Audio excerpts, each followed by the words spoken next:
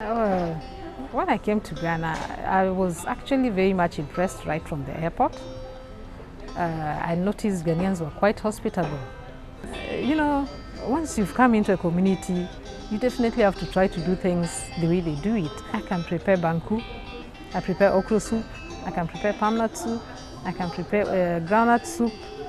You know, all the Ghanaian dishes, it's only the fufu I'm not able to pound. Unfortunately, I've been in Ghana for 22 years and I can't speak Twi. Well, I know of something like bra.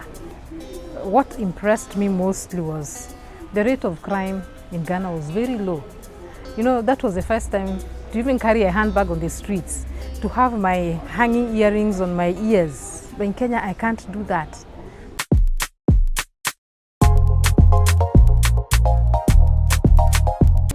My name is Linet. I'm a Kenyan. I've actually been in Ghana for 22 years. I arrived in Ghana in the year 2000.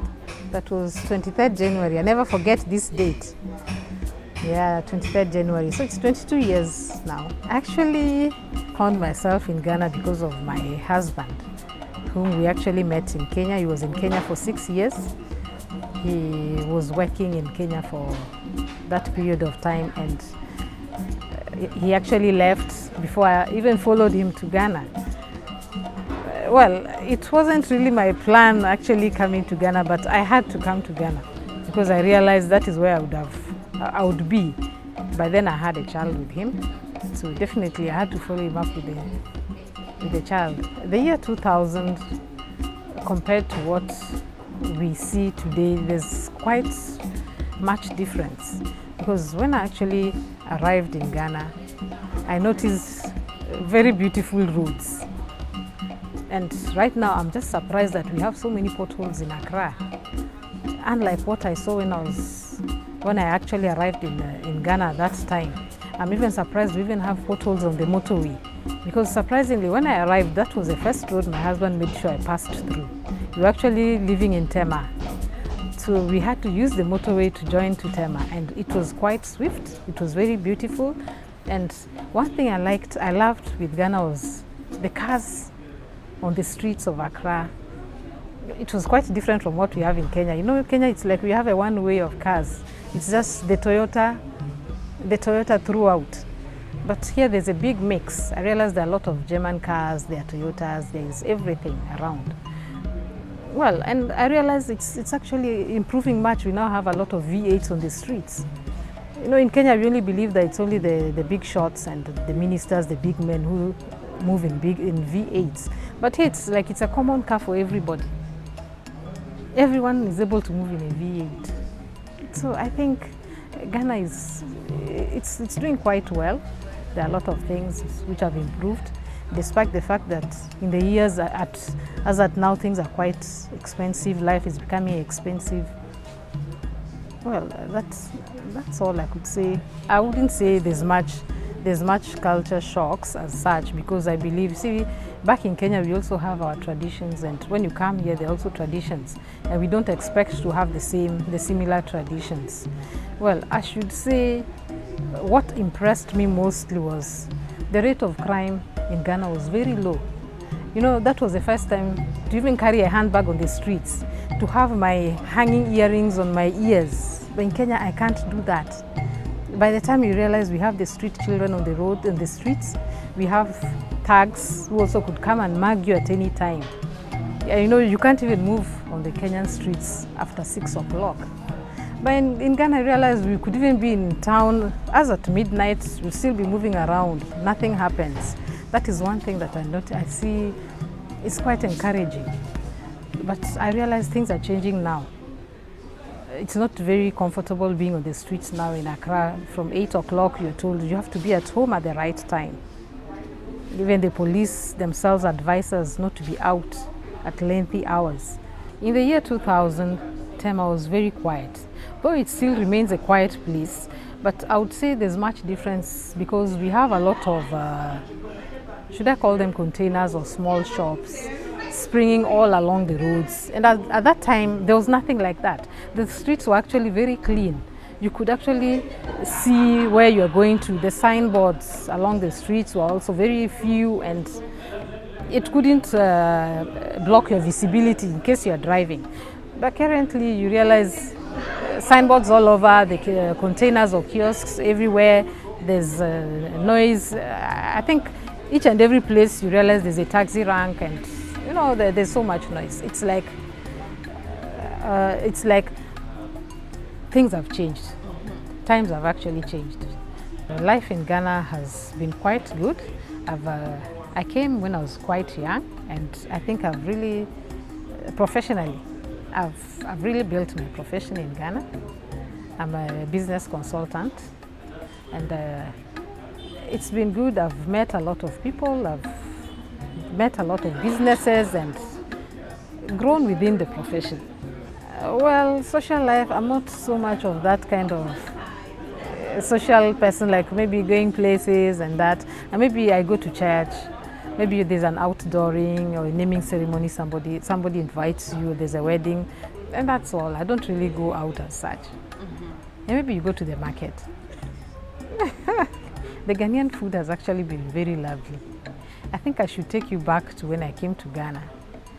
When I came to Ghana, I actually wondered what I was coming to eat. Well, I knew definitely there would be rice, there would be something known as fufu, because I'd already known there was something like fufu. I knew there was something known as plantain. And when I actually arrived in Ghana, and it was quite late when I got to the house, and I realized there was fufu for me. There was this fufu which had been placed on the table, there was soup. So I decided, let me try it. I actually didn't like it the first day because I felt like the soup was too cold, the fufu was also cold. You know, in Kenya we don't like eating cold food. We always want hot things, the hot ugali, hot sukuma wiki, you know.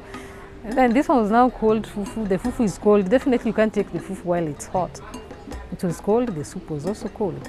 I think it was late, so we couldn't heat it. I had to put it aside and maybe eat my rice. But if I tell you today, fufu is my best dish. Fufu with light soup, I'm telling you, it's nice. Then you have the groundnut soup. It's good. Their meals are good, the stews are very lovely. Unfortunately, they only add too much oil in their stews, but I think it depends on how you want to prepare it, because when I prepare it at home, I think I do it to my taste. You know, once you've come into a community, you definitely have to try to do things the way they do it. You don't expect to get your sukuma wiki every day. In fact, it took me a very long time to even get sukuma wiki. I'd even decided to forget about the sukuma wiki and just concentrate on the Ghanaian meals. Then I was actually lucky to meet a good family around me. My sister-in-laws were always ready to help me, teach me what to do, and they're always there ready to cook. So as they cook, I watch what they do. So definitely I had to pick it up from there. The only problem is pounding the fufu. No. So what local dishes can you cook? I can prepare banku, I prepare okra soup, I can prepare palm nut soup, I can prepare groundnut soup. You know, all the Ghanaian dishes. It's only the fufu I'm not able to pound. But of course I can boil the cassava, the plantain, and then maybe get somebody to pound it. Then I just eat it. I've visited several places. I've been to Akosombo. It's a nice place. If you want to relax, at least, you know, the vegetation makes you feel relaxed. I've been to the Vli waterfalls. It's a very simple place, though I always feel that they should always do a change to it to make it attractive to the tourists, because you realize you only walk to the end of the walkway and then it's only the waterfall you're going to meet. I think something should be added to blend it. Then maybe restaurants and something to entertain people also should be there.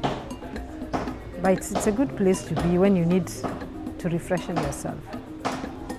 The local languages in Ghana are diverse, and I should say the major ones. I think lots of people speak the Twi, and there are other languages as well.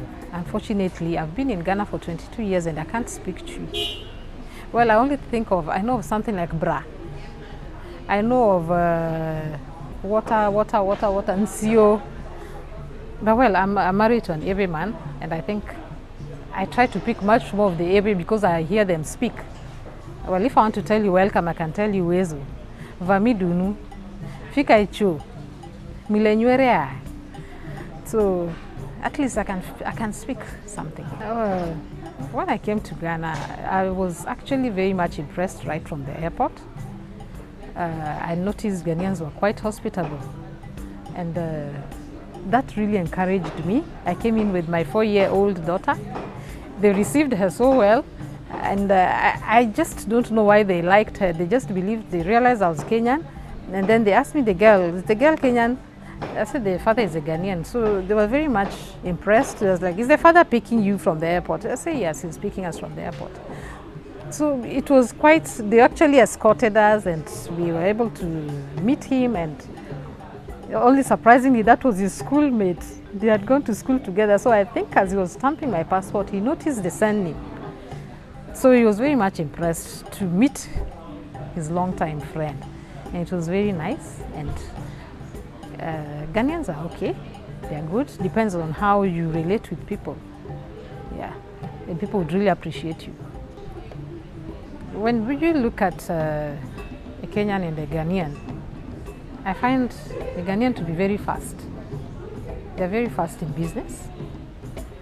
They're able to tap quickly when it comes to business. A Kenyan, a Kenyan is sort of skillful and does not want to go beyond what he knows. Whereas a Ghanaian is always ready to think far beyond what he or she knows. That is what I actually see.